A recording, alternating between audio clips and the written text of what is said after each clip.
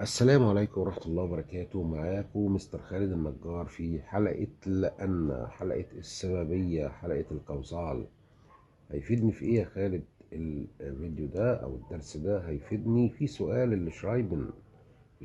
الشرايبن. لما يجي لك خطاب يقول لك فيه Schreiben Sie an Frau Müller, entschuldigen Sie sich höflich und berichten Sie, warum Sie nicht kommen können. يعني هتكتب ليه مدام مولر وتعتذر لها بأدب وتقول لها ليه مش هتقدر تيجي، عن حضور محادثة، عن حضور اجتماع، عن حضور درس، عن حضور أي شيء. قبل ما نبدأ في الدرس يا ريت يا جماعة نروح بالماوس على إشعار لايك وندوس إعجاب عشان الفيديو يوصل للعديد من الطلاب ويستفادوا. طيب، يلا يا فاطمة، يلا يا يوسف، يلا يا أشرف، يلا يا أحمد، يلا يا نضال، نشوف الدرس بيقول إيه. طيب، أنا عندي فيه 3 لأن. ده معناها لأن، إيه ده معناها لأن معقولة؟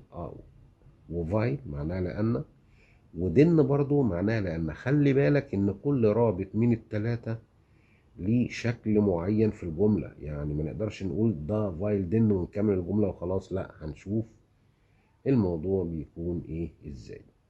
طيب، نشوف فايل استخداماتها ازاي.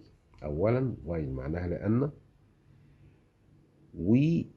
والفعل الخاص بفايل بيجي في نهاية الجملة، الجملة. يعني لما اعبر بفايل احط الفعل فين؟ في نهاية الجملة. مثال: Ich kann leider nicht mit dir ins Kino gehen. يعني انا مش هقدر للاسف اجي النهارده معاك للسينما.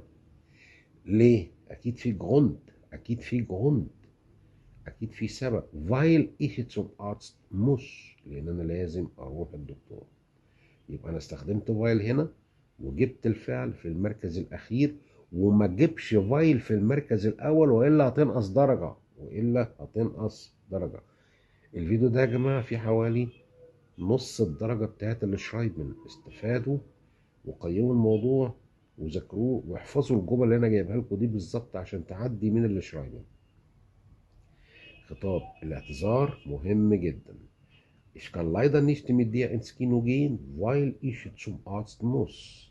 طيب، denn معناها لأن برضو، بس شوف شكلها ازاي. يعني احنا قلنا فايل هتيجي في النص، يعني بعد ما تقول الجملة الأولى، وهتجيب الفعل في المركز الأخير. يعني ما نبدأش فايل الأول، يفضل تبدأ بيها في الجملة التانية.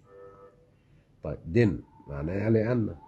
شوف بقى الفعل بقى في المركز الفعل الخاص بدن في المركز Ich kann leider nicht mit dir ins Kino gehen. مش هقدر اروح للأسف. للأسف معاك السينما. أكيد في سبب، أكيد في Grund.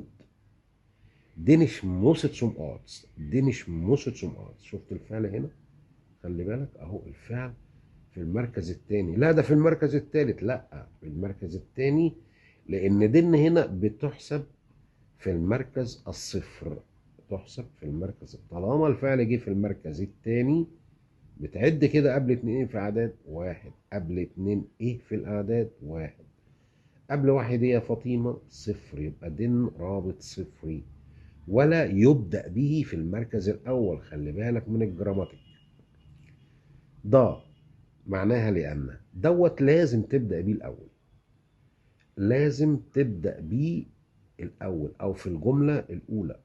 zum Beispiel، على سبيل المثال: da ich dringend zum Arzt muss. علشان لازم اروح للطبيب. kann ich leider nicht mit dir ins Kino. مش هقدر اروح للاسف السينما معاك. mit dir يعني معاك. تمام. يبقى دلوقتي احنا قصدنا البريف ونقدر نجاوب عليه. موضوع البريف ايه؟ ان انت عندك مقابلة شخصية لمعرفة أهداف التعليمية، اتعزمت عليه وعرفت الموعد، بس أنت مش هتقدر تيجي. بس اعتذر لي مدام مولر وقول لها السبب، وقول لها مش هتيجي ليه. يعني ده روابط فيديو خاص بروابط اللي هي شاملة. لأن يعني عايز تقول لأن هتستخدم دا أو فايل أو دن مع تطبيق ما درس من القواعد. كان معكم خالد النجار. بيست سوم نيكست مال تشوس.